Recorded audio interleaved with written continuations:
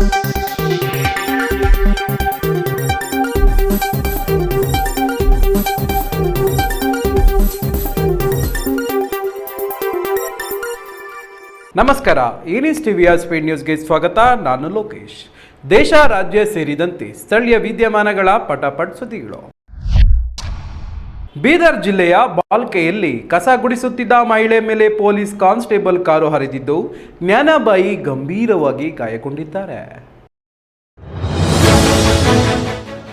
ಬೀದರ್ನಲ್ಲಿ ಕಸ ಗುಡಿಸುತ್ತಿದ್ದ ಮಹಿಳೆ ಮೇಲೆ ಪೊಲೀಸ್ ಕಾನ್ಸ್ಟೇಬಲ್ ಕಾರು ಹರಿದಿರುವ ಘಟನೆ ಬೀದರ್ ಜಿಲ್ಲೆಯ ಬಾಲ್ಕಿ ಪಟ್ಟಣದಲ್ಲಿ ನಡೆದಿದೆ.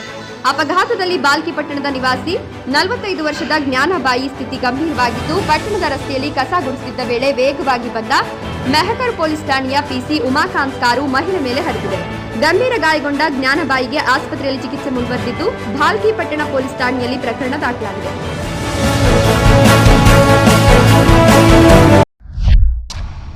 ಶ್ರೀನಿವಾಸಪುರ ಸಮೀಪ ಬೈಕ್ ನಿಯಂತ್ರಣ ತಪ್ಪಿ ಡಿವೈಡರ್ಗೆ ಡಿಕ್ಕಿ ಹೊಡೆದ ಪರಿಣಾಮ ಜೀವನ್ ಕುಮಾರ್ ಸ್ಥಳದಲ್ಲಿ ಮೃತಪಟ್ಟಿದ್ದಾರೆ.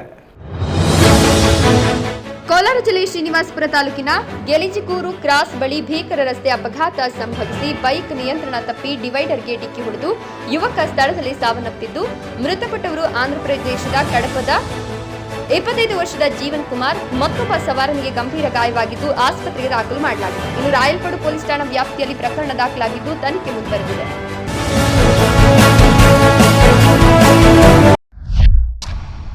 ಎತ್ತಿನಹೊಳೆ ಯೋಜನೆಗೆ ಕೇಂದ್ರ ಸರ್ಕಾರ ತಾತ್ವಿಕ ಅನುಮೋದನೆ ನೀಡಿದ್ದು 7 ಜಿಲ್ಲೆಗಳ ಲಕ್ಷಾಂತರ ಜನರಿಗೆ ಕುಡಿಯುವ ನೀರಿನ ನಿರೀಕ್ಷೆ ಮೂಡಿದೆ. ಎತ್ತಿನಹೊಳೆ ಯೋಜನೆಗೆ ಕೇಂದ್ರ ಸರ್ಕಾರ ತಾತ್ವಿಕ ಅನುಮೋದನೆ ನೀಡಿದ್ದು, ಹಾಸನ, ತುಮಕೂರು ಜಿಲ್ಲೆಗಳ 277 ಎಕರೆ ಅರಣ್ಯ ಬಳಕೆಗೂ ಷರತ್ತುಬದ್ಧ ಅನುಮತಿ ಸಿಕ್ಕಿದೆ. ಯೋಜನೆಗೆ 34 ಕಟ್ಟುನಿಟ್ಟಿನ ಷರತ್ತುಗಳನ್ನು ನೀಡಲಾಗಿದ್ದು, ಪರಿಸರ ಸಂರಕ್ಷಣೆಗೆ ಒತ್ತು ಸೇರಿದಂತೆ 7 ಜಿಲ್ಲೆಗಳ 29 ತಾಲೂಕುಗಳ 75 ಲಕ್ಷ ಜನರಿಗೆ ಕುಡಿಯುವ ನೀರಿನ ನಿರೀಕ್ಷೆ ಜೊತೆಗೆ ಅಕ್ರಮ ಕಾಮಗಾರಿಗೆ ದಂಡ ಹಾಗೂ ಶಿಸ್ತಿನ ಕ್ರಮದ ಜೊತೆಗೆ ವಾರ್ಷಿಕ ವರದಿಯನ್ನು ಕಡ್ಡಾಯಗೊಳಿಸಿದೆ.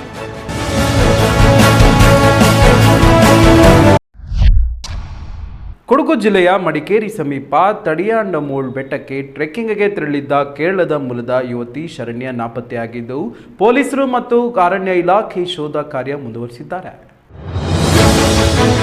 ಮಡಿಕೇರಿಯಲ್ಲಿ ಟ್ರೆಕ್ಕಿಂಗ್ಗೆ ತೆರಳಿದ್ದ ಯುವತಿ ನಾಪತ್ತೆಯಾಗಿರುವ ಘಟನೆ ಕೊಡಗು ಜಿಲ್ಲೆಯ ಮಡಿಕೇರಿ ತಾಲೂಕಿನ ಕಕ್ಕಬ್ಬೆ ಗ್ರಾಮದಲ್ಲಿ ನಡೆದಿದೆ. ಕೇರಳ ಮೂಲದ ಯುವತಿ ಶರಣ್ಯ ಜಿಎಸ್ ನಿನ್ನೆ ನಾಪತ್ತೆಯಾಗಿದ್ದು, ತಡಿ ಎಂಡಮೋಲ್ ಬೆಟ್ಟಕ್ಕೆ ಚಾರಣಕ್ಕೆ ತೆರಳುತ್ತಿದ್ದಾಗ ಆಕೆ ಮಿಸ್ ಆಗಿದ್ದಾಳೆ. ಖಾಸಗಿ ಹೋಮ್ ಸ್ಟೇಯಲ್ಲಿ ತಂಗಿದ್ದ ಯುವತಿ ನಿನ್ನೆ ಒಬ್ಬಳೇ ಚಾರಣಕ್ಕೆ ತೆರಳಲು ಮುಂದಾಗಿದ್ದು, ಆ ಪ್ರದೇಶದಲ್ಲಿ ಕಾಡಾನೆಗಳ ಕಾಟ ಇರುವ ಕಾರಣ ಬೇರೆಯವರ ಜೊತೆ ಸಿಬ್ಬಂದಿ ಕಳಿಸಿದ್ರು. ಸಂಜೆಯಾದರೂ ಶರಣ್ಯ ವಾಪಸ್ಸಾಗದ ಹಿನ್ನೆಲೆ ಶರಣ್ಯಗಾಗಿ ಪೊಲೀಸರು, ಅರಣ್ಯ ಇಲಾಖೆ ಸಿಬ್ಬಂದಿ ಶೋಧ ನಡೆಸಿದ್ದಾರೆ.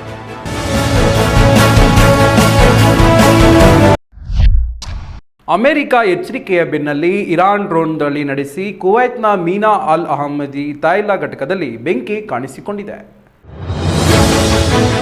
ಇರಾನ್ನ ವಿದ್ಯುತ್ ಸ್ಥಾವರಗಳನ್ನು ಧ್ವಂಸಗೊಳಿಸುವುದಾಗಿ ಅಮೆರಿಕ ಅಧ್ಯಕ್ಷ ಡೊನಾಲ್ಡ್ ಟ್ರಂಪ್ ಎಚ್ಚರಿಕೆ ನೀಡಿದ ಬೆನ್ನಲ್ಲೇ ಕುವೈತ್ನ ಪ್ರಮುಖ ತೈಲ ಸಂಸ್ಕರಣಾಗಾರವಾದ ಮೀನಾ ಅಲ್ ಅಹಮದಿ ಮೇಲೆ ಇರಾನ್ ಡ್ರೋನ್ ದಾಳಿ ನಡೆಸಿದೆ. ಡ್ರೋನ್ ದಾಳಿಯ ನಂತರ ಕುವೈತ್ನ ರಾಷ್ಟ್ರೀಯ ತೈಲ ಕಂಪನಿ ಮೀನಾ ಅಲ್ ಅಹಮದಿ ಘಟಕಗಳಲ್ಲಿ ಬೆಂಕಿ ಕಾಣಿಸಿಕೊಂಡಿದೆ.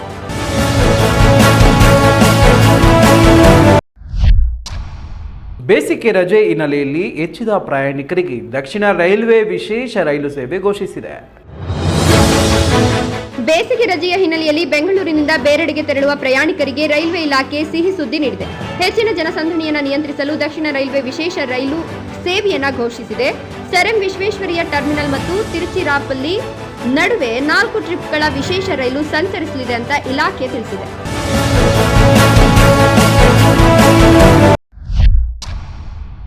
ಚಿತ್ರದುರ್ಗ ಜಿಲ್ಲೆಯ ಭರಮಸಾಗರದಲ್ಲಿ ಪ್ರೇಮ ವಿವಾಹಕ್ಕೆ ಪೋಷಕರ ವಿರೋಧ ವ್ಯಕ್ತವಾದ ಹಿನ್ನೆಲೆಯಲ್ಲಿ ಗಲಾಟೆ ಸಂಭವಿಸಿ 3 ಗಾಯಗೊಂಡಿದ್ದಾರೆ.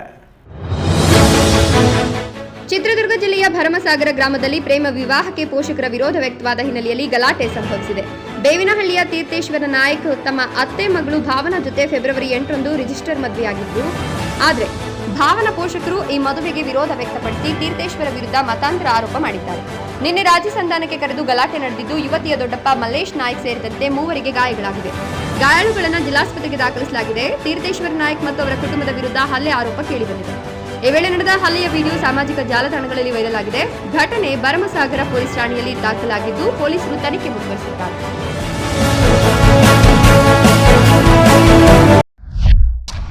ಇಂದೋರ್ನಲ್ಲಿ ಮನೆಯ ಮುಂದೆ ಆಟವಾಡುತ್ತಿದ್ದ ಬಾಲಕನ ಮೇಲೆ ಕಾರು ಹರಿದಿದ್ದಾದರೂ ಪವಾಡದಂತೆ ಮಗು ಪ್ರಾಣಾಪಾಯದಿಂದ ಪಾರಾಗಿದೆ. ಇಂದೋರ್ನ ವಸತಿ ಪ್ರದೇಶದಲ್ಲಿ ನಡೆದ ಅಪಘಾತ ಎದೆ ಜಲ್ಲನಿಸುವಂತಿದೆ. ಮನೆಯ ಹೊರಗೆ ಆಟವಾಡುತ್ತಿದ್ದ ಬಾಲಕನ ಮೇಲೆ ಕಾರೊಂದು ಹರಿದಿದೆ. ಆದರೆ ಕೆಲವೇ ಕ್ಷಣಗಳಲ್ಲಿ ಬಾಲಕ ಎದ್ದು ನಿಂತಿರೋದು ಪವಾಡವೇ ಸರಿ. ಆರೋಪಿ ಚಾಲಕ ಕಾರನ್ನ ನಿಲ್ಲಿಸಿ ಮಗುವನ್ನ ಆಸ್ಪತ್ರೆಗೆ ಕರೆದೊಯ್ದಿದ್ದಾರೆ.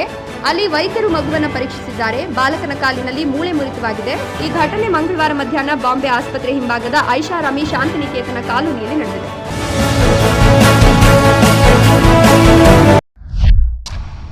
ಬೆಂಗಳೂರು ಕೆಂಪೇಗೌಡ ವಿಮಾನ ನಿಲ್ದಾಣಕ್ಕೆ ಅನುಮಾನಾಸ್ಪದ ಪಾರ್ಸಲ್ ಕಳುಹಿಸಿದ ಆರೋಪದ ಮೇಲೆ ಡಚ್ ಪ್ರಜೆಯನ್ನು ಬಂಧಿಸಲಾಗಿದೆ. ಬೆಂಗಳೂರಿನ ಕೆಂಪೇಗೌಡ ಅಂತಾರಾಷ್ಟ್ರೀಯ ವಿಮಾನ ನಿಲ್ದಾಣಕ್ಕೆ ಬೇರೆ ಬೇರೆ ಬೆದರಿಕೆ ಕರೆಗಳು ಬಂದಿರೋದನ್ನ ನೋಡಬಹುದು. ಆದರೆ ಇದೀಗ ವಿಚಿತ್ರ ಘಟನೆಯೊಂದು ನಡೆದಿದೆ. ಈ ಬಗ್ಗೆ ಸೋಷಿಯಲ್ ಮೀಡಿಯಾದಲ್ಲೂ ಭಾರಿ ವೈರಲ್ ಆಗಿದೆ. ವಿಮಾನ ನಿಲ್ದಾಣದ ಆಡಳಿತ ಕಚೇರಿಗೆ ಅಸಾಮಾನ್ಯ ವಸ್ತುಗಳನ್ನು ಒಳಗೊಂಡಿರುವ ಬಾಕ್ಸ್ ಒಂದು ಬಂದಿದೆ. ಈ ವಿಚಿತ್ರ ಪಾರ್ಸಲ್ ಅನ್ನು ಕಳುಹಿಸಿದ ಆರೋಪದ ಮೇಲೆ ಭಾರತೀಯ ಮೂಲದ 65 ವರ್ಷದ ಡಚ್ ಪ್ರಜೆಯನ್ನ ಬಂಧಿಸಲಾಗಿದೆ. ಸುಭಾಷ್ ಜೈ ಅಜೀಜ್ ಅಂತ ಗುರುತಿಸಲ್ಪಟ್ಟ ವ್ಯಕ್ತಿಯನ್ನ ಬುಧವಾರ ಬಂಧಿಸಲಾಗಿದೆ. ಸುಭಾಷ್ ಜೈ ಅಜೀಜ್ ಎಂಬ ವ್ಯಕ್ತಿ ಜನವರಿಯಲ್ಲಿ ಈ ಪಾರ್ಸೆಲ್ ಕಳಿಸಿದ್ದಾನೆ. ಅಷ್ಟಕ್ಕೂ ಇದರಲ್ಲಿ ಏನಿತ್ತು ಎಂಬುದು ಅನೇಕರಿಗೆ ಕುತೂಹಲವಾಗಿದೆ.